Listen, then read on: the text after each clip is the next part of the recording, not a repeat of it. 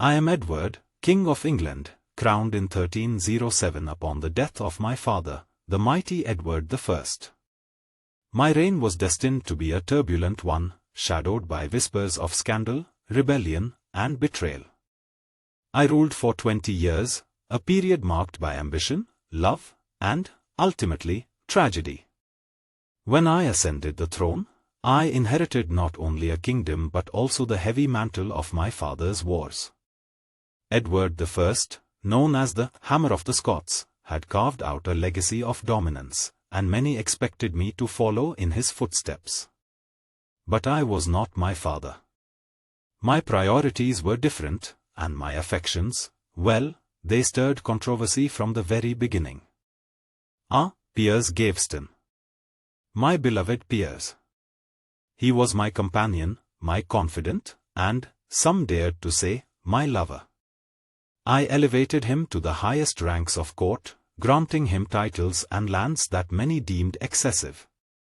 The nobility despised him, for they saw him as an upstart who mocked their traditions. They conspired against him, forcing me to exile him multiple times. Yet I brought him back, time and time again, unable to bear the separation. But their hatred for him did not wane.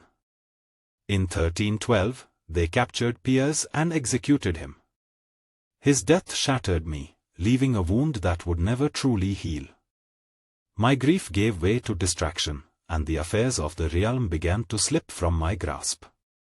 The Scots, led by Robert the Bruce, grew ever bolder. In 1314, I marched to reclaim our lost territories, meeting them at Bannockburn. The battle was a disaster. My forces, despite their numbers, were decisively defeated, and I was forced to retreat. The humiliation of that loss stained my reign and emboldened my enemies. Meanwhile, my marriage to Isabella of France, the so-called she-wolf of France, became another source of discord. Isabella, though beautiful and clever, grew disillusioned with me. I'll admit I failed her in many ways, preoccupied as I was with my own desires and political entanglements. She sought alliances in her native France, alliances that would prove my undoing. In my later years, new favorites arose to replace Piers. Hugh Despenser and his father became my trusted advisers, but they, too, drew the ire of the barons. Their accumulation of power was seen as tyrannical, sparking uprisings across the realm. Isabella, now openly defiant, aligned herself with Roger Mortimer, a powerful noble who had rebelled against me. Together, they plotted my downfall. In 1326, while I sought refuge from their growing army, Isabella and Mortimer invaded England. Their forces overwhelmed my loyalists, and I was captured. They forced me to abdicate the throne in favor of my son, Edward III, a boy of just 14 years.